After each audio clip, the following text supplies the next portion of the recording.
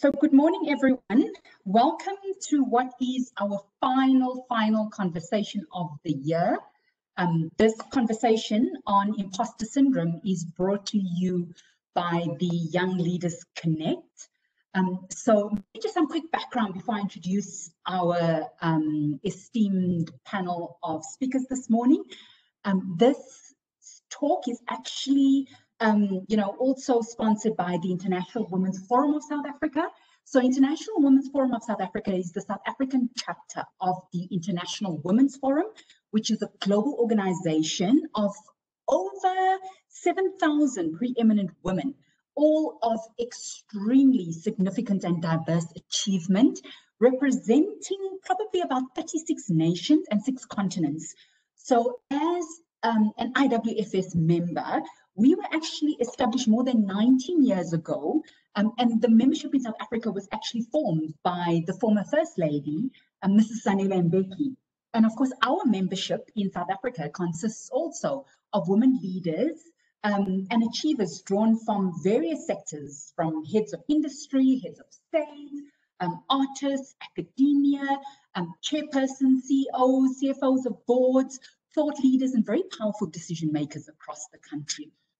And I think what is so phenomenal about this association is that the vision of International Women's Forum is actually to be the voice of women leaders whose sole mandate is to actually bring about change and to create platforms like these this morning where women leaders are able to inspire and mentor others on key issues, through sharing, through educating, through empowering, and of course, I think preparing the next generation of women leaders across South Africa and the continent. So we're very grateful for the sponsorship this morning. So the Young Leaders Connect initiative was actually birthed by International Women's Forum of South Africa. It's led by Sisfuthi Mtoba and by Tryphosa Ramano, who is going to be a co-host with me on the session this morning. So thank you very much for the opportunity to actually be on this panel to both of those phenomenal women. And also, a very warm welcome to all of our International Women's Forum of South Africa members, the esteemed members who are joining us for this conversation this morning. Thank you very much for taking time out of your day to come through and listen in. And also, of course, to all the Young Leaders Connect, the YLC members who are joining us this morning. Thank you very much. Also to all the attendees, we really and truly appreciate your support of this conversation. So before I kick off and introduce the speakers, if we can all please tweet about these different conversations, if we can actually ensure that we put them on the different, amplify them on the different social media platforms. Twitter is at YLC-IDEAL. And if you want to tweet anything, hashtag digital conversations, all in one line, or hashtag IWFSA, International Women's Forum of South Africa, hashtag imposter syndrome. So we'll be looking out for your tweets and also just sharing them throughout this morning's conversation. So thank you very much. So off to our speakers.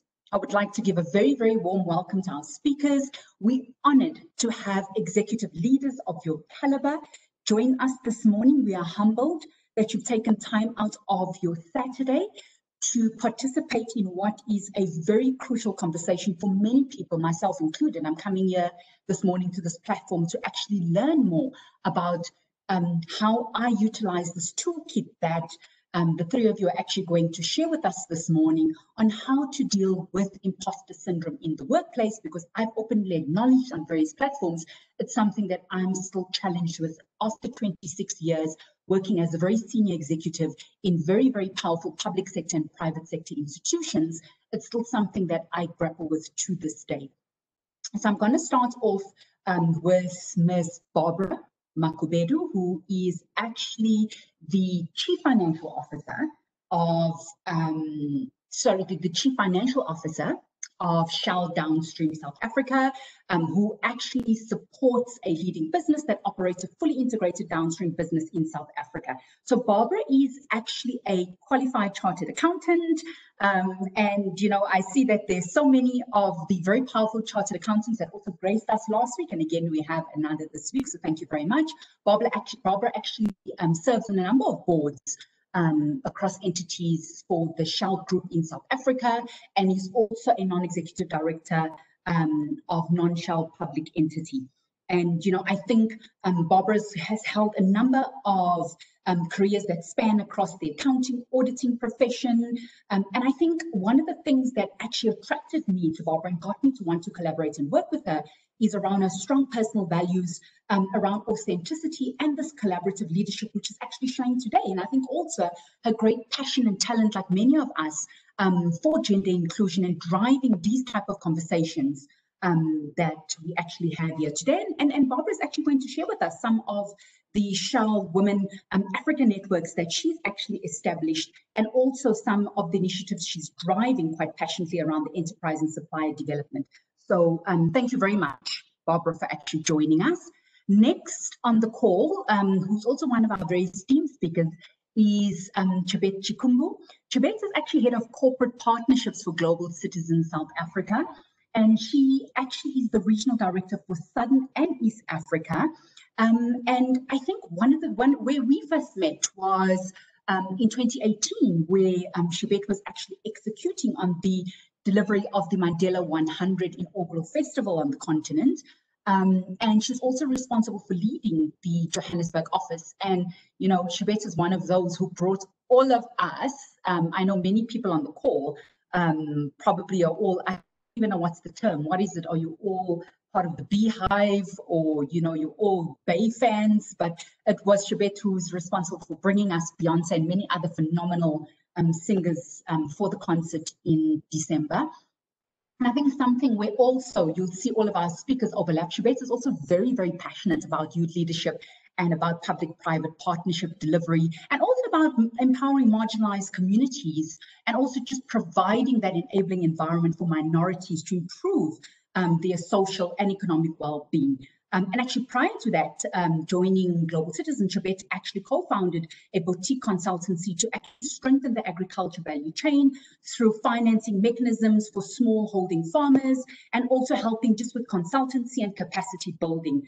She's also served in a number of phenomenal foundations, one of those actually being the Mandela Institute of Development Studies. And again, you know, a lot of her energy was put into youth advocacy and also ensuring basic human rights. You know, so thank you very much, Chebet, for joining us this morning. We're looking forward to actually what you're going to share with us. Thank you very much.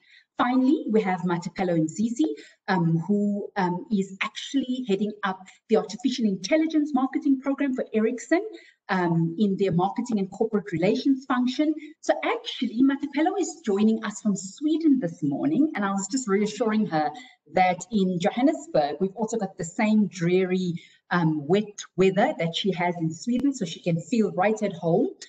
So Mathapelo's actually leading AI initiatives for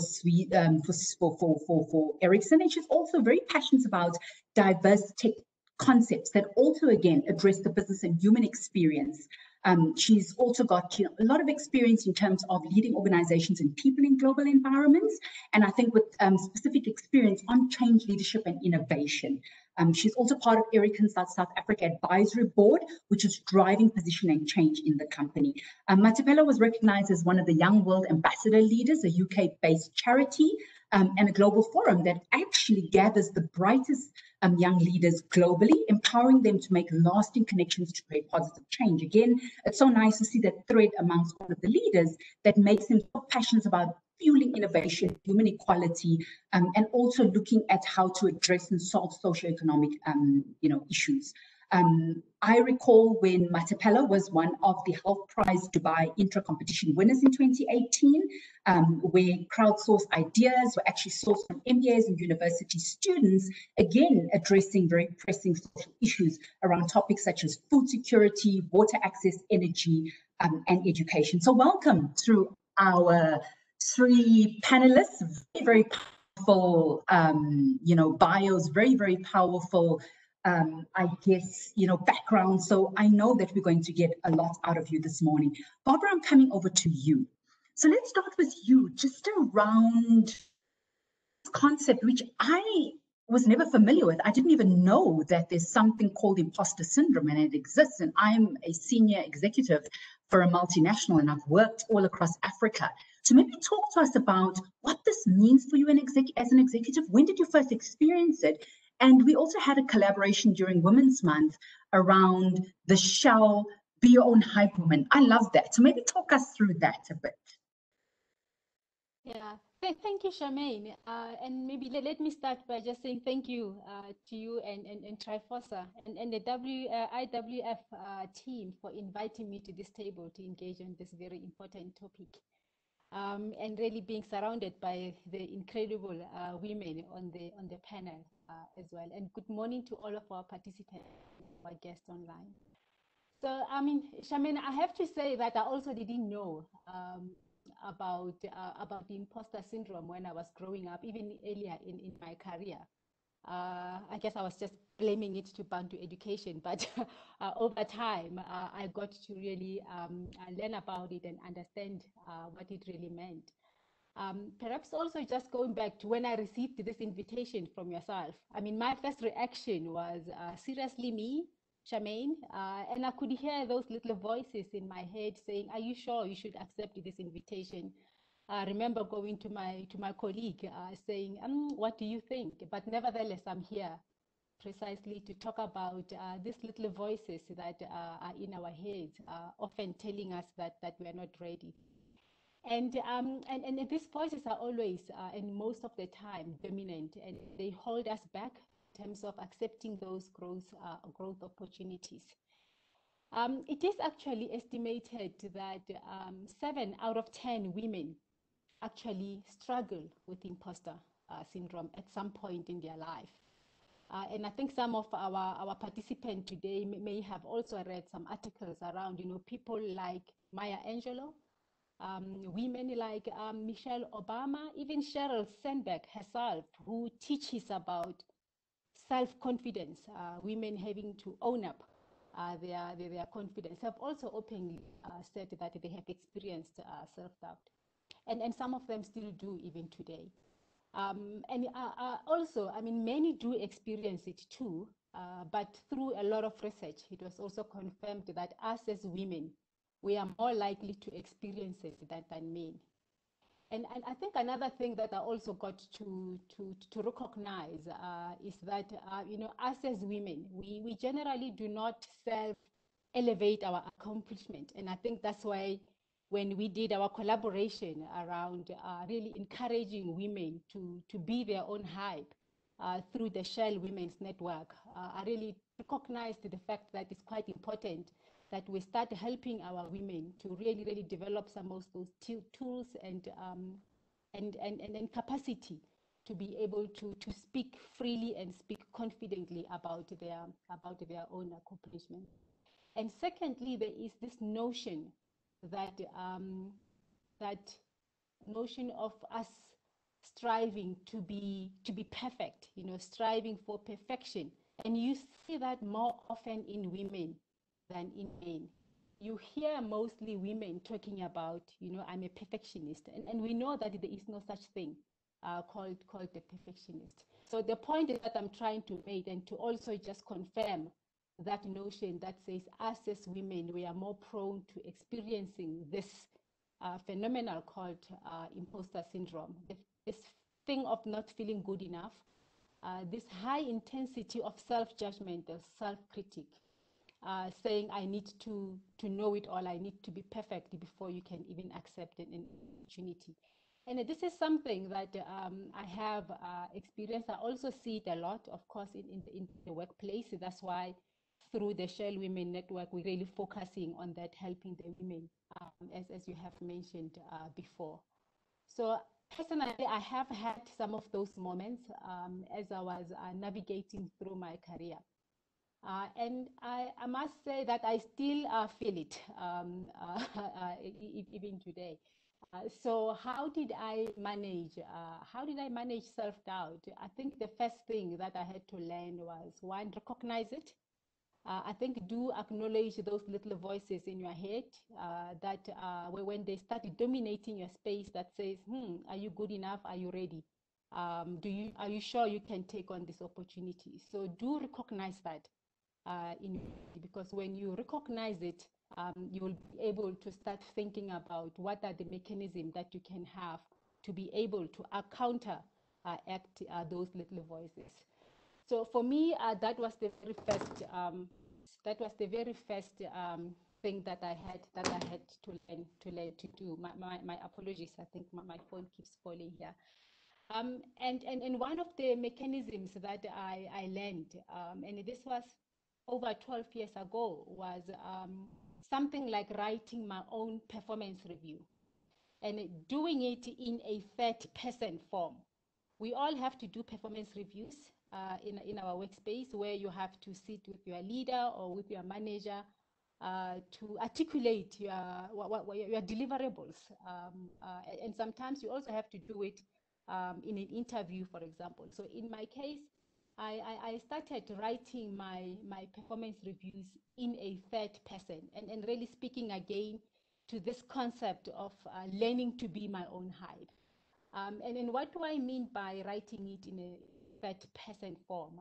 I will literally start the sentence by saying Barbara led Project X and delivered significant revenue collection for the fiscus.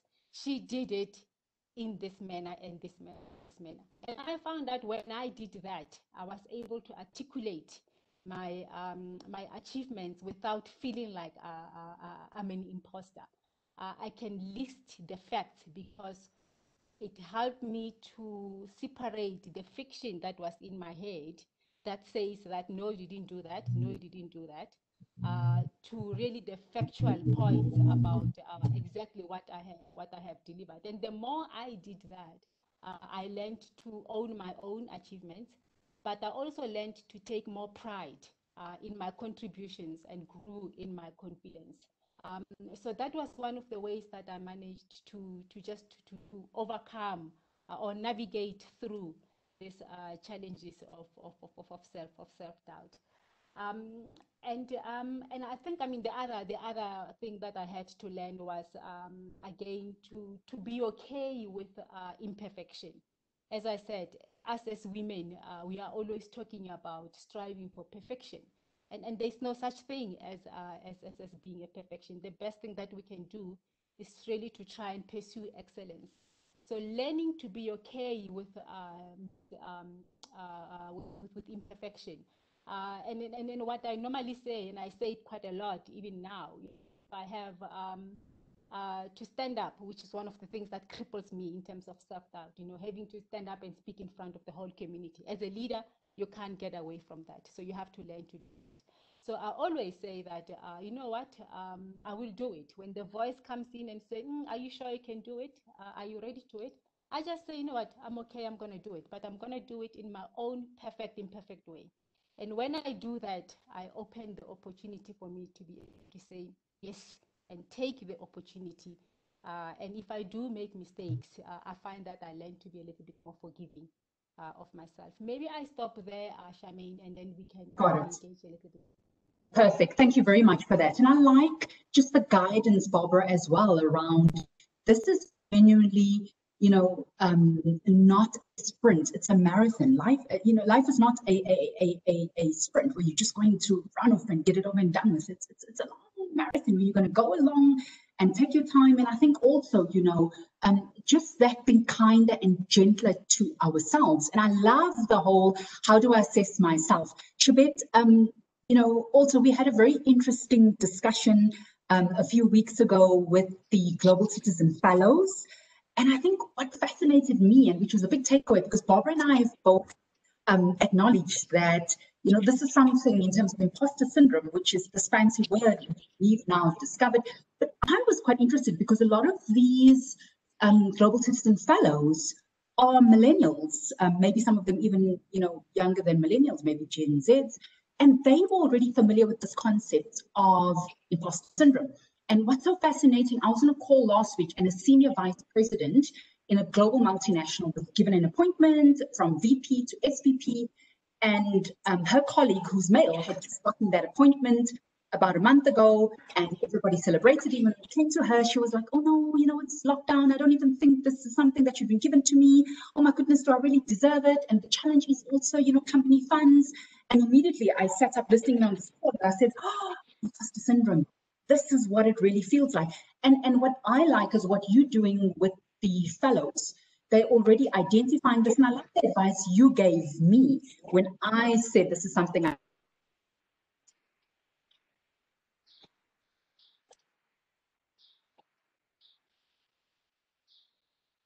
Sure. Thank you so much, Charmaine. And just to kick off with a round of thanks to everyone who's taken time to be here with us this morning, to the organizers, Charmaine, Tryphosa. Over to you, Chebet. Thank you. Can you all hear me fine? Okay. Yes, we can. So just to say, just firstly, thank you to everyone who's dialed into this panel discussion this morning. Thank you for dedicating time on a Saturday, on a chilly Saturday morning. And then just to say thank you to Charmaine and Tryphosa for creating this platform for us to talk about something so important that we're all so familiar with. And of course, to my amazing Mathapelo, to hear some of your lived experiences, but also to exchange notes, and see what we can learn from each other. So to Charmaine's point about where, this all began for us as a conversation, the genesis of it really was a business mixer that we organized with our fellows, and we had the good company of Charmaine representing her organization there.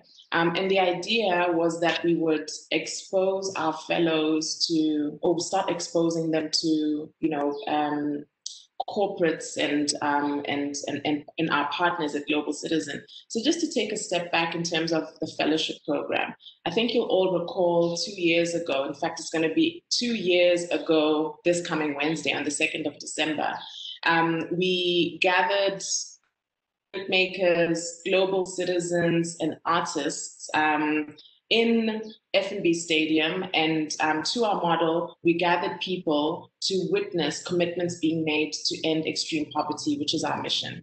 One of the commitments that was made was by Beyonce and through her philanthropic organization, Be Good, and Tyler Perry, and they made a commitment to invest in unleashing the potential of young people on the continent, 50 young Africans to be specific, and we would be responsible to make that happen. So that is part of my mandate. It is managing the strategic partnership that is Be Good.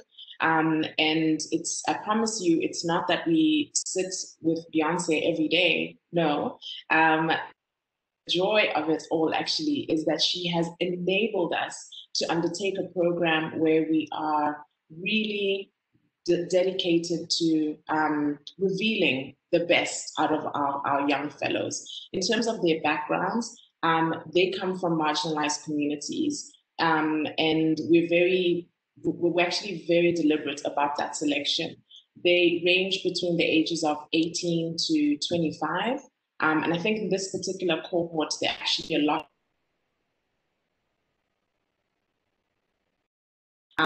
Gen Z category more than millennials.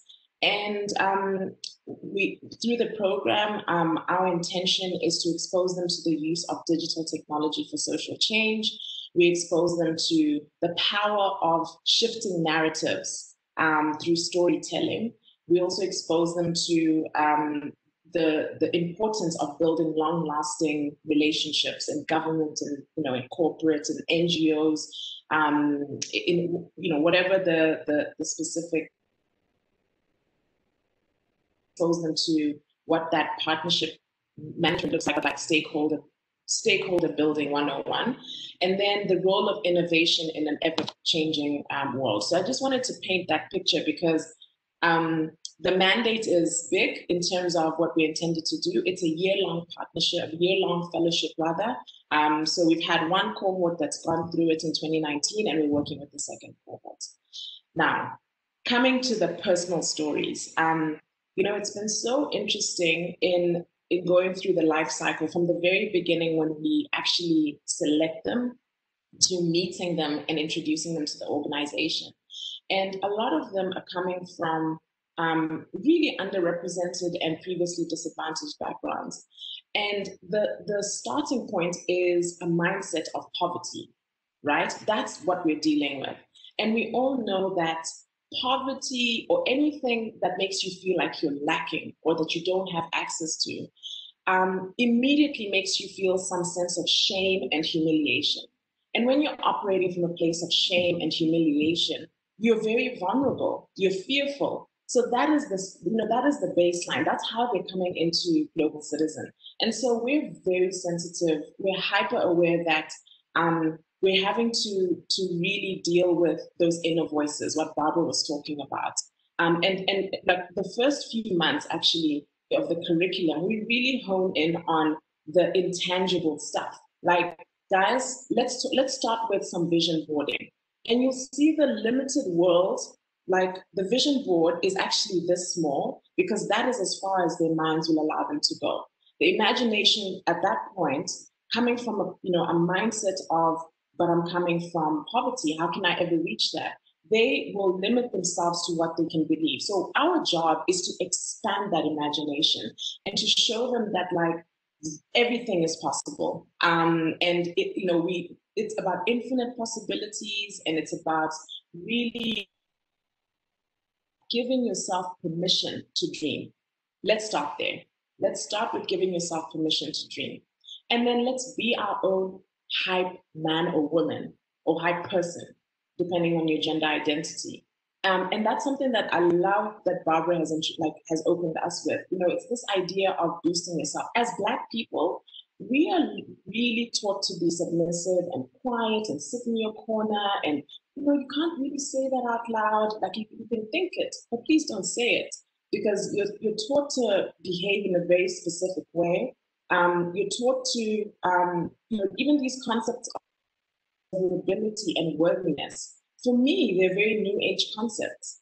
You're kind of raised in a very specific way with very specific beliefs, only to discover down the line that they are actually limiting beliefs. And that's how you go into the world. And so with these young fellows, we are mindful that social media is a huge influencer. These phones are our friends, but also they're not. Because what you're plugged into at all times, if you think about it, is the visualizations of something that could be better or something that is more perfect. And therefore, always thinking that your situation is smaller, it's inferior, and comparison is truly the thief of joy. It really is. And so we're having to always remind our young people, our fellows, that the world that you're coming into is really plugged into the power of the internet. And let's use it, let's channel the internet and technology for good. Let's actually use it to reveal those societal outcomes that we want, as opposed to internalizing it so deeply that you're using the internet to search for like silky 4C texture hair. There's no such thing. 4C hair is not meant to be silky, it's meant to be kinky. So can we just like accept that about ourselves? And I think if you start accepting that, like, this is who I am, and this is wholly what I present in any room, that is, I think that is where you start living authentically. And that authenticity is what allows you to deal with the insecurity and with the vulnerability. And I love what Barbara said about like putting a label to it, talk about it, because you've got to break the silence about it. I think often we give it so much power over us by just hush, hush, hush, we're not going to talk about it, right? And I'm really glad that like I've created a hype squad around me where we're able to talk about those things that make you feel insecure. And so it's be a hype woman, be a hype man, but also surround yourself with the people. And, my family, I've got my sister on the call now listening in. She will attest to the fact that I am, I've been such a perfectionist for the most part. And now it's learning how to like you beautifully said it, like be perfectly imperfect. Your flaws are your strength. Someone in the chat said something about Brene Brown. This is the book that I'm currently reading. I would absolutely recommend you all get it. The Gift of Imperfection. And she speaks about, how we let go of imperfection. You start cultivating a culture of self-compassion. You start becoming self-aware of what those limiting beliefs and self-defeating principles are in your head, and you set reasonable expectations. And then beyond that, you have to journal and keep a ledger of the things that you're doing. I love that you call it a performance review. I loved it. That's something that I didn't even realize I was kind of doing in my little gratitude journal. And I think one thing the pandemic has taught us all is to really embrace the little things, right? Like the little things, like that smell of coffee in the morning, whether it's like whatever your preferred coffee is, right? And if you're not a coffee person, it's like that first sip of that ginger tea, because we're all like drinking ginger now because we're all super healthy and keep our immunities up. But it's really just like, thinking about what those little moments in the day have been and keeping an account of them. And then affirming to yourself at all times that you are worth it and you deserve the most wonderful things. And the messaging, I'm telling you, my journal literally says, Chebet, this girl is on fire. And I personalized it in the spirit of self-love, because I'm not going to wait on Charmaine to be like, Chebet, oh my gosh, you're on fire. It's got to start with me. So I urge us all to start with that messaging so that by the time it arrives from other people, and feedback is essential, by the way, it's an essential part of dealing with this massive beast that is imposter syndrome. You've got to reach out to your co-workers, your leadership, and ask them for input. But before you do that, ask yourself for your own input, and affirm to yourself what it actually means. So I'm going to pause there and just say that these are some of the lessons that we're handing over to our fellows as part of what we're doing at Global Citizen. Over to you, Charmaine. Thank you very much, Chebet. Thank you for that. And I think just looking in the chat, something you touched on in terms of vulnerability, where Cindy Koyana is actually highlighting Brene Brown at her interview with Oprah said, we need to feel perfect in our imperfection. And I actually like that. I think it's so true. And Mathapelo, I'm coming over to you just around, and I think it's also something that Tryphosa is actually is, how does one deal with being labeled aggressive when you're actually trying to assert yourself? Because again, I think this all comes into Mathapelo. We touched on the whole aspect of vulnerability as well. And I know the youngster I was saying, who's moved over to Sweden, who's now living out there away from a comfort zone. You've had to experience lots of different interventions and interactions. How do you actually deal with this matter in the workplace?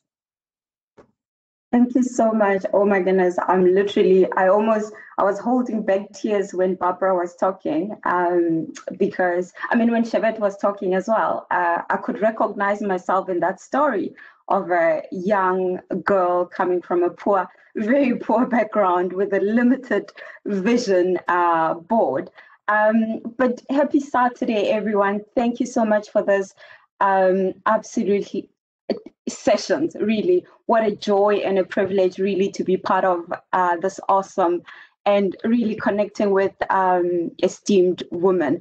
I'm grateful to engage with you all and to really have this open and unfiltered, authentic conversation about imposter syndrome, because it does exist, and really sharing this platform with Barbara and Chebet has assured me that I'm not alone on this journey, and it is such a huge relief. But before I introduce my story and my journey, I just want to take this time to honor a special woman, an epic woman in my world, Charmaine. She is truly love personified, a force for good in my life, and for all other women, literally. So when she reached out, I didn't even think twice. I was like, sign me up. This topic is important. I want to talk about it, and I don't think we talk about it enough. And also thanking the YLC team and Tryphosa as well. Thank you. My name is Mathapelo Mzizi. I'm obviously South African. I'm currently living in Stockholm, and I work for a multinational company leading a very fascinating program around artificial intelligence. And for the next few minutes, I know we're running slightly out of time. I'll reflect and share about my early career experience. Firstly, at the age of 23, I was appointed to lead a team, and by the CEO. And when he interviewed me, I was like, I'm being interviewed by a CEO. And then the next thing, you get the role and you're like, oh my gosh, I got the role. But once that feeling of, yes, I got the role, the feelings of inadequacy, self-doubt, self-confidence starts kicking in, and which are some of the symptoms really that are indicating that it is apparent to the individual. And these feelings usually kicks in when you get that promotion, that business deal, or that impossible role, or even an award. And if we reflect on what imposter syndrome is that state of mind in which a successful and a competent person doubts their achievement, and you constantly hovering around this persistent fear that you should not be enjoying this success. Soon you'll be somebody's going to expose you as a fraud, and it's crazy in terms of some of the questions that you start asking yourself to say, why me? What do they see in me? What if I fail? Oh gosh, this has never been done before. And same as well, fast forward to my time, I bravely raised my hand, firstly, when I was working for this organization, a multinational organization, and I said, I want to move to the headquarters to Sweden. And it was just bizarre. And because I'm just a sucker for discomfort, and because I constantly seek change, because I believe that change really drives you to thrive. And I was stretched beyond my limits, in a sense that I work with brilliant minds. And when you work with brilliant minds, you also start looking at yourself and thinking, am I okay? Is this okay? Do I even deserve to be here? Do I even deserve to sit in a room with these people? And I have to lead them.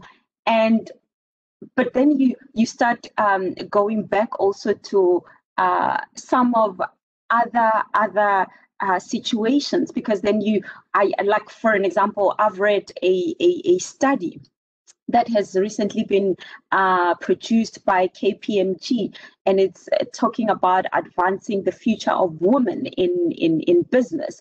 And these are like 700 participants that we interview from different industries, Fortune 1000 companies.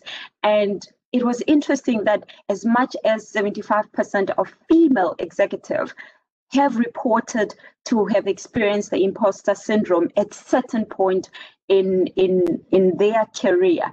And most of the survey respondents believe it is commonly experienced by different women. And as Barbara also mentioned, that men also goes through this, but they don't openly admit it, because I think as women, we expected to, because we're emotional beings, we share a lot. But I think for me then, in terms of how I have managed to slightly navigate all these feelings and navigate this journey. Last week I attended a mentorship program also arranged by the YLC team, And there I was reminded of the value of peer-to-peer mentorship and having that soundboard, because the peer-to-peer mentorship squad or the team as actually, I like what Chebet has called them, the hype squad. And my hype squad as well, those are the people that I reach out to and say, guys, I've got this role and I don't know what to do. And then they remind you, they remind you of your dreams. They remind you of why you're there, why you're worth it, and why you deserve it. Because you sometimes forget that I actually prayed for this in my closet. You know, when I was moving here in Sweden, and I told one of my best friends that I'm moving, and she said, remember you prayed about this? And I was like, really? I didn't remember about it. And she's like, go on and live out that dream, because it is that a blessing. So I think it's very important to, and this is how personally I navigate through these feelings, is just being vulnerable and openly and authentically sharing my struggles, and not sweeping them under the carpet and thinking that they will disappear. So just open up, have that peer-to-peer mentorship, because I know sometimes we look at other bigger mentors, but sometimes it's your friends that are those people that will help you and ground you and remind you of your value. And then you can go back again and step out into your greatness.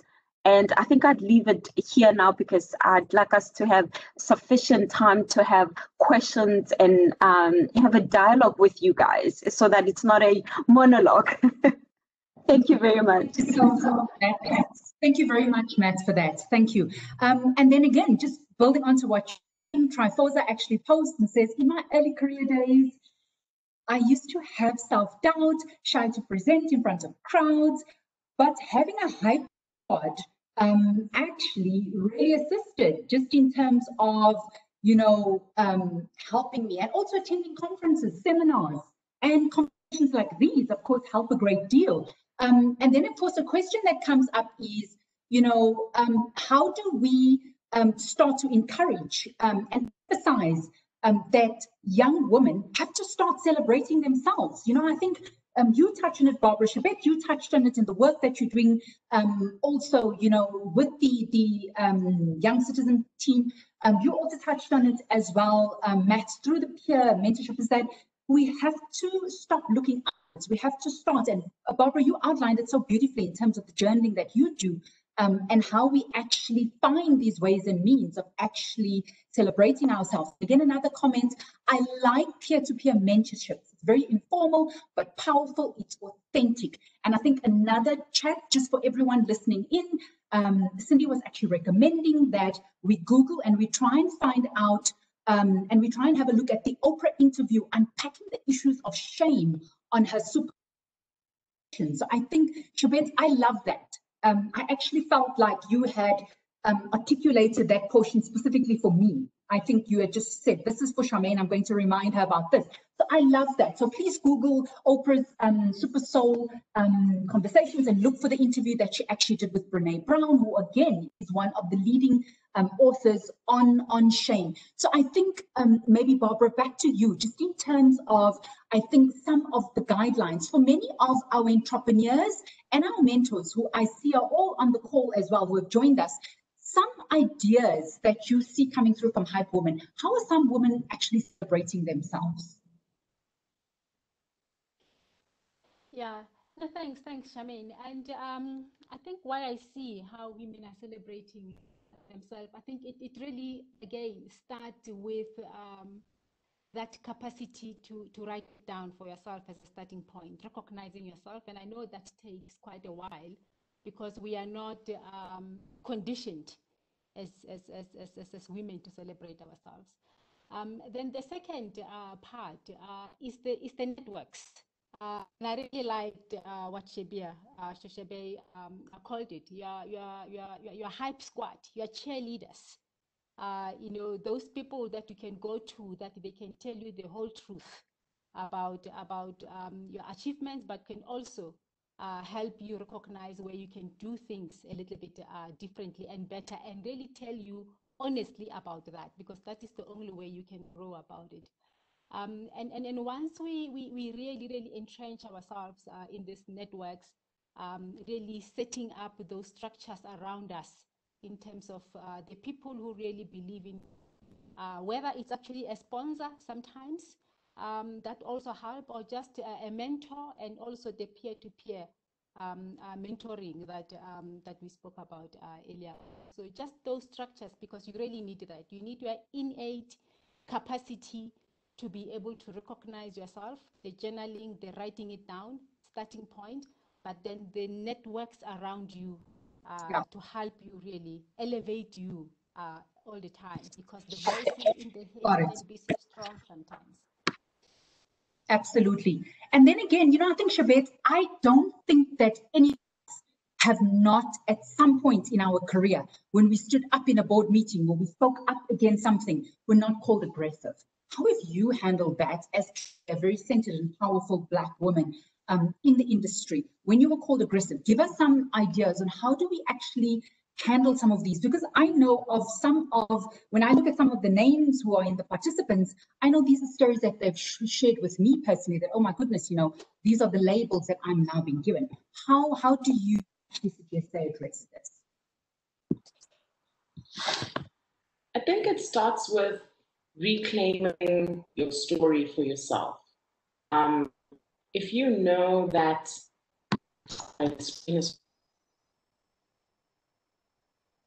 but we can hear you. So okay. So this idea of story claiming becomes very important when you're looking to reverse and turn around these perceptions that, you know, Black women are aggressive, diary of a mad Black woman, here we go again, there's the anger coming through. It's actually just reminding yourself that you are, for the most part, entitled to your lived experiences, and nobody should invalidate them, right? And so if you have been, if you have found it extremely difficult to work your way through your role and to get to where you are, it's because you have been seen for your strengths and for what you actually bring to the table, right? It was not your aggression that got you there. It was the street smarts, the book smarts, the total package of all that you are. So I think reminding yourself who you are, right? Remembering actually who you are. And also remembering that societal perceptions will always be a thing. People will always be quick to put a quick label, especially when they don't understand it fully.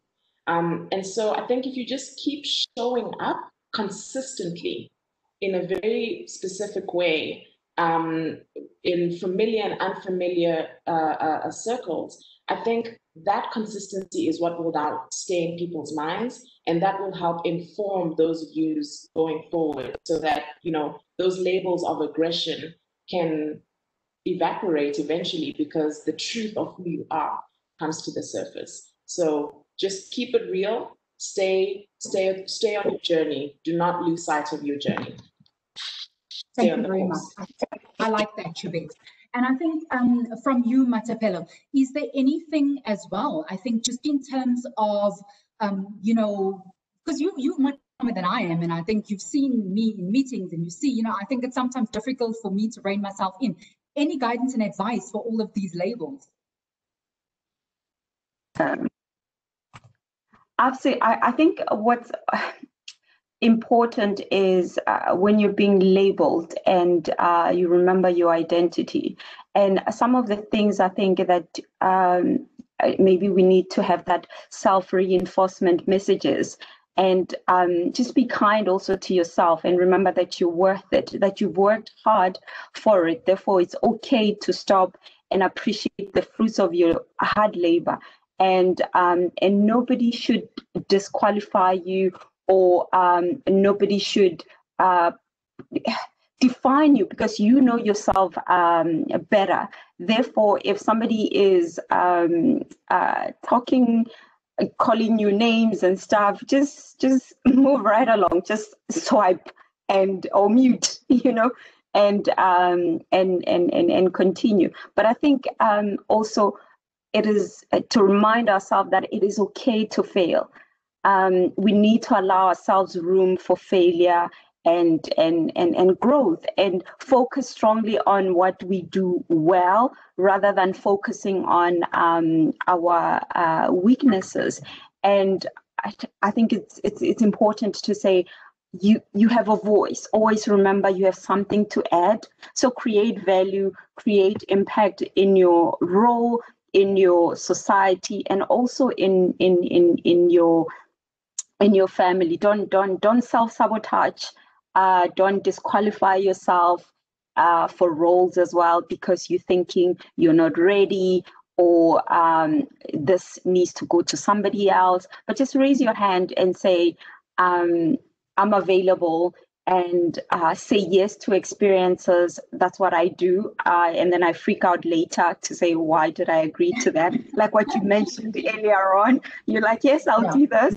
And then you're like, oh my gosh, why did I agree to that? But thank you very much. I think that's what I would, what advice I would give. Thank you, Mathapelo. Thank you, Matt. I just want to quickly just relate. Somebody says, I so much can relate with all the stories of feeling inadequate sometimes. I'm learning that it is okay not to be perfect.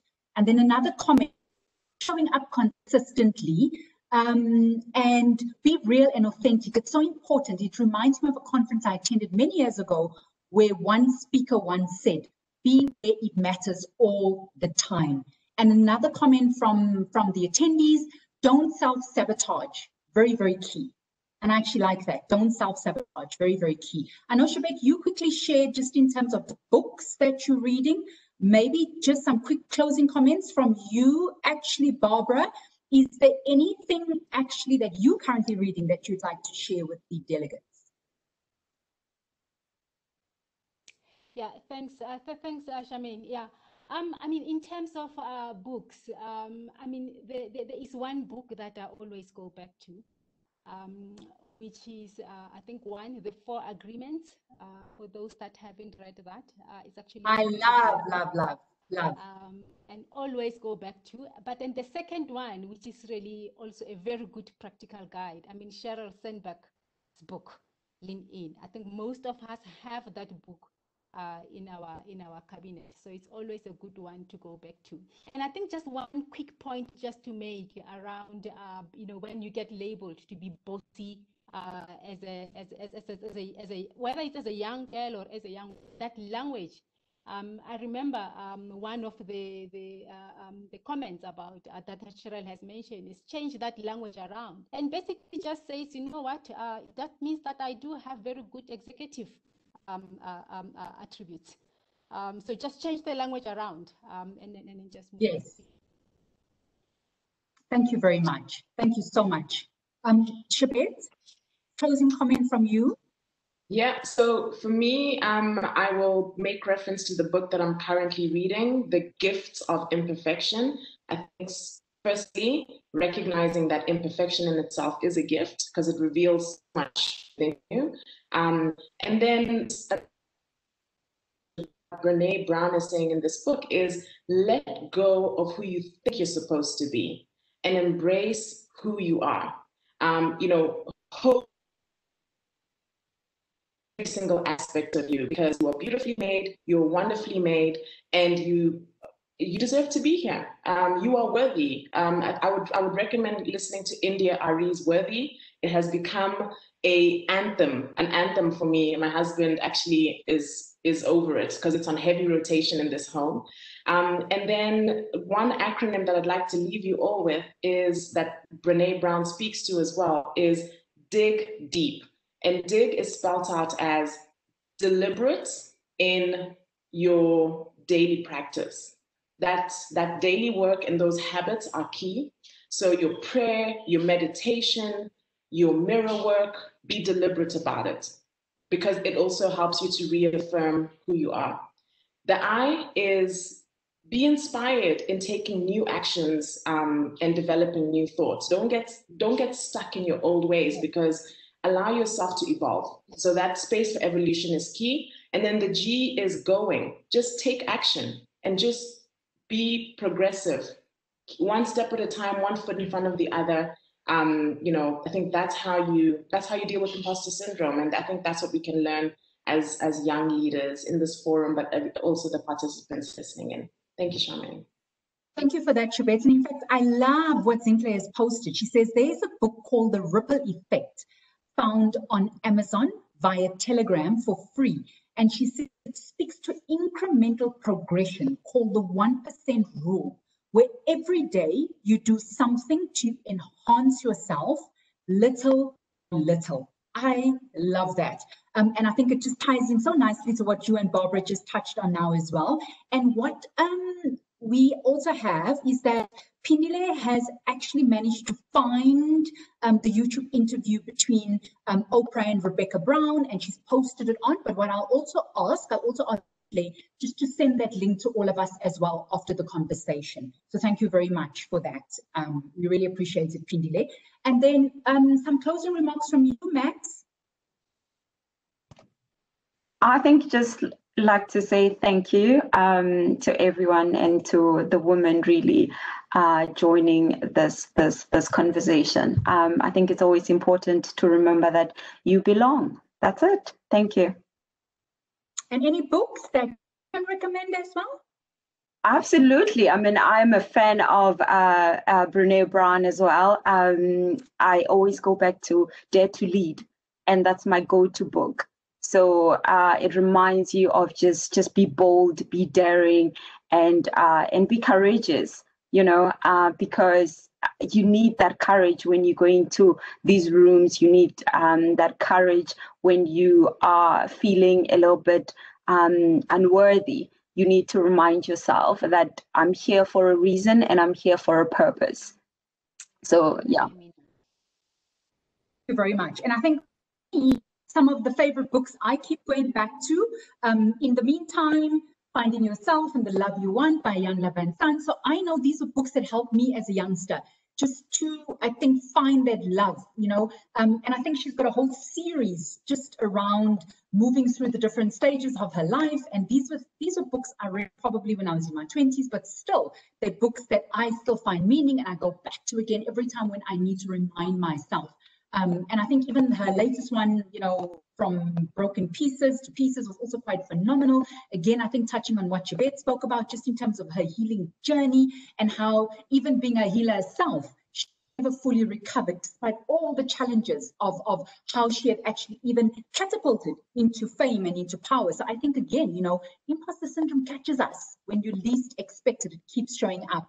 I could continue this journey until tomorrow. It is phenomenal. I definitely do believe what we're going to do to speak to Tryphosa and try and see if I can twist her arm for us to maybe even have a phase 2 in 2021, since this last conversation. And this is actually one of our best attended sessions compared to all the conversations, because again, it shows that there are so many of us who are grappling with this very important topic. So again, to all of our speakers who joined us, we don't take it lightly that you actually took time out of your very busy executive positions. Thank you very much. And to all of the participants who joined us, taking time out of your Saturday morning, it shows that this is the type of platform that actually is enriching us and guiding us and giving us that self-development that we so desperately require. Thank you very much. Tryphosa, I'm going to hand over to you now. Okay, thank you. Thank you very much, everyone, and thank you very much, Charmaine, for facilitating the program. To the panelists, Mathapelo Mzizi, Chebet Chikumbu, and Barbara Makhudedu, thank you very much for agreeing to be with us. You know, Saturdays for the conversation is dedicated to self-mastery, to self-empowerment, because we're saying as women, if you do not empower yourself, nobody will do. And as a result, before you start looking after the children, after everybody in the house, say Saturday is my day of taking care of the home, take care of yourself first. Have your cup full. Fill up your cup so that you can go and serve other people that full cup. So that's why the importance of Saturday, not during the week, whereby we are shuffling around meetings. So I just wanted to say thank you very much for filling up our cups. And thank you very much to the participants and also to the IWFSA members that have attended. I saw Cindy, I saw Janine, and the others who have attended these sessions. And to summarize what you've said, I think you've said it a lot. Charmaine summarized it a lot, in a sense that there is 7 out of 10 women who struggle with imposter syndrome once in their in their career life. I am one of those. And when I mention it, people think I'm joking, because you just see this bubbly person who just picks up her minds and fights wherever she feels she needs to fight. But I suffered from the imposter syndrome. And I didn't know the term until we have this session. And then also you highlighted that it's okay to be imperfect. And I have lived through it as well. It's okay to be imperfect. We are human beings. That's part of being a human being, that you are imperfect. We are not robots. I think Mathapelo with artificial intelligence, even robots, sometimes the system crash and they say wrong things, you know. And I like also that it's all in your mind. The imposter syndrome, it's all in your mind. It's all about confidence, guys. It's all about confidence that you've highlighted. And then how do you deal with it going forward? You must have your hype squad. I like it. This is the one that today I'm living with, that I must have my own hype squad. I used to call it kitchen cabinet or something like that. But the hype squad is very important. And you must recognize it. Recognize that that you are not perfect, and acknowledge and accept it and live with it. You know, my grandmother used to say, my child, people will always talk. Even when you are dead, they will talk about you. You're doing good, you're doing bad, you're doing nothing. When you're doing good, they think you are arrogant. When you are doing bad, they say, oh, you are so bad. When you are doing nothing, they say you are lazy. When you are dead, they say, ah, shame, she should have. Don't worry. It's part of being human beings. Recognize it. And then learn to be imperfect. You must have the right networks. This one, we can't emphasize it more. Having the right networks is so important. It's like you are marketing yourselves. You know, you learn from other people. You are evolving. I like even the way that you are evolving as a human being. And that the gratitude journal. It's very important, especially for young people, to make sure that you celebrate yourself every day by writing, oh, today I ran, I did gym, or, you know, I achieved these small little things that matter. And keep showing up consistently, be real. That's very important. And then let go of who you are supposed to be. Be who you are. So I like all of those recommendations to the young people that they can take along with as we go to the festive season, as we're going to go next year.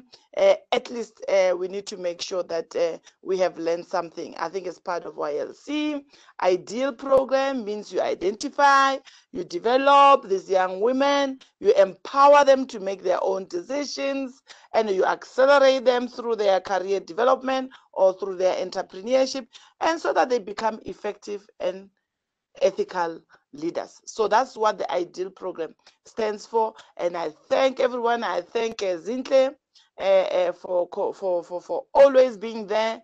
Unfortunately, Zintle is my daughter. We also have fights at home, but for facilitating this process, to always being, she's there on the technology side, and I think she has grown.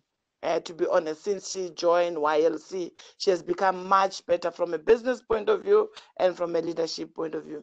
And also to thank Boniswa in absentia, who is not here, but who was also leading the team of the conversations stream.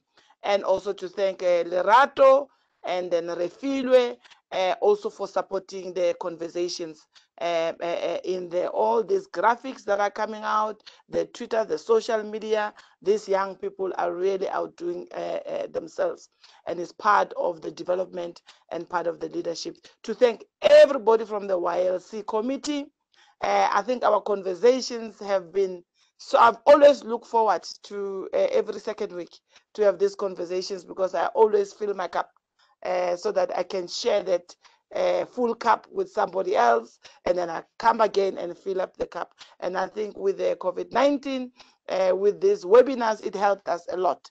We would not have utilized the technology that we are utilizing now. Thanks, Charmaine, for always availing Cisco to us to make sure that we are on this platform, which is very secured and which is wonderful to have our conversations and empower ourselves. We don't express our gratitude that much, but I want you to go back and express again this gratitude to Cisco on the WebEx sort of platform.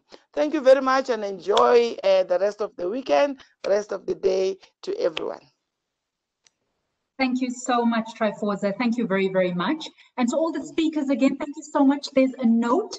It said, thank you for the amazing, insightful session. All the speakers spoke so well and re-inspired my heart. Really appreciate the program. God bless you all. Thank you very much for that. And enjoy your Saturdays, ladies. Enjoy your Saturdays. Thank you very much, and Happy New Year.